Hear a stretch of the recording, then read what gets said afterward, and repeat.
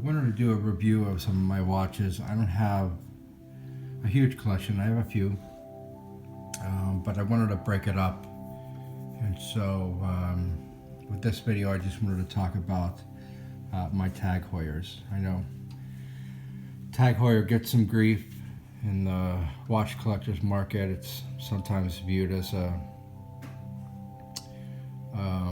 lower profile quote-unquote luxury brand. However, I've owned a few over my life, and I've never had an issue with any of the watches. I owned a 2000 automatic. I've owned a couple Formula Ones, and this right here is the Tag Heuer Aquagraph. This is a special watch, in my opinion, and I think in the opinion of several other collectors that know Tag. This was originally introduced in 2003.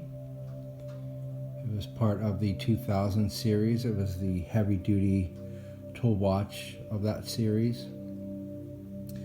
And then in 2004, the 2000 series became the Aqua Racer series.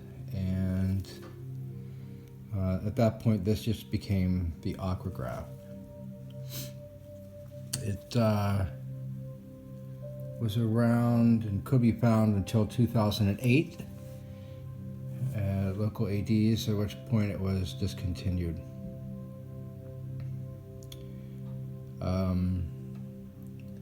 In terms of specs, it's 500 meters.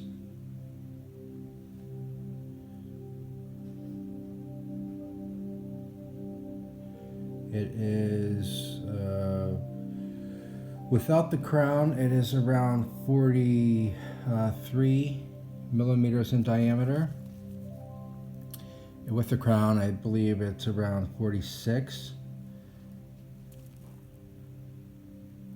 And in terms of thickness, it comes in at about 15.9 millimeters thick.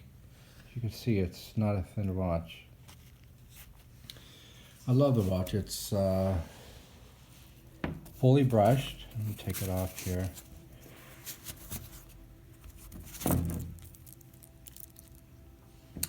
The bracelet is brushed. The sides are all brushed. Bezel.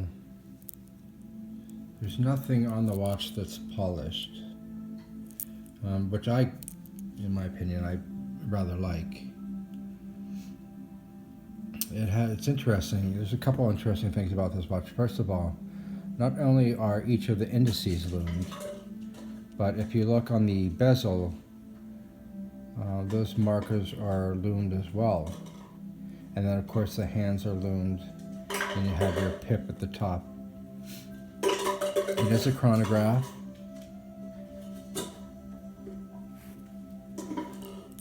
It is the caliber 60, which is an ETA 2892. It has a 45-hour power reserve, so not bad. That's what the back looks like. And if you see the little yellow right here on the crown, that was put into place so that if your crown is in an extended position and you can see that yellow from the front, that means it's not secured, and therefore the watch is susceptible to water. So that was a safety mechanism to help people protect their watch. It also has, if you notice on the side, a helium escape valve. It's got, like I mentioned, a brushed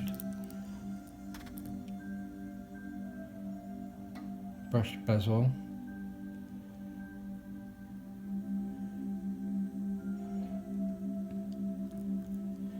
The bracelet itself is fairly thick.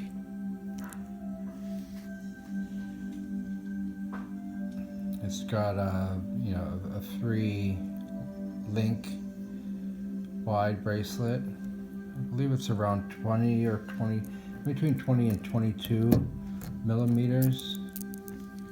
It actually sits fairly well on the wrist. If you notice, the lugs are really short, and they're, you know, I love how the bracelet blends itself into the watch. I mean, there's a fairly large indentation where the bracelet snuggles right in there, so for a really tight fit, and that lends itself to the watch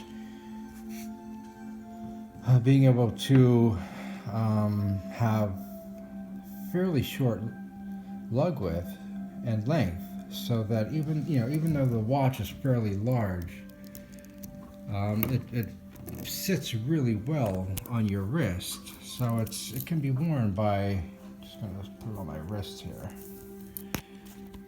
by people with even shorter wrists, or smaller wrists I should say. So I'm just putting it on. There it is. Okay, so that's what it looks like on. You can see it sits, proud on the wrist, but you can certainly still, it might be a challenge to get it under shirt, sleeve cuffs, short, shirt sleeve cuffs, but under jackets I've had no problem. Dress shirts and suits might be an additional challenge, but again, if you look at the lugs, I mean, they really curve down. They're really quite short. So even though it's not a small watch by any stretch of imagination, it doesn't sit super large on your wrist. And I love its presence. I love the pops of yellow. And I love the indices, the little circular indices. Really, it's got great lume, and they've got lume. I don't know if you can see here.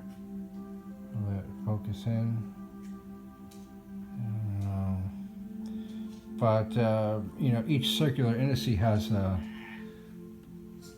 metal around it, so it looks really sharp. What it doesn't have is a date, which I'm fine with.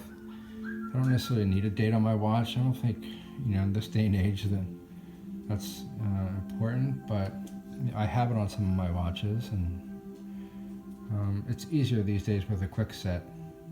If you don't wear your watch for a while, you don't have to, set it the long way. But I love the presence.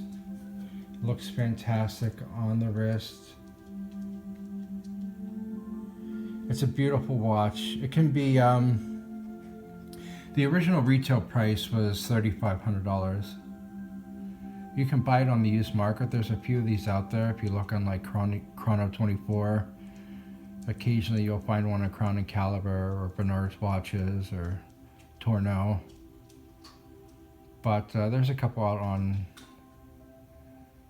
Chrono 24 right now, I believe, based on the date of this video. And they're around, $1,500 to $2,000. And if it's in great shape, I certainly think it's worth every penny of that.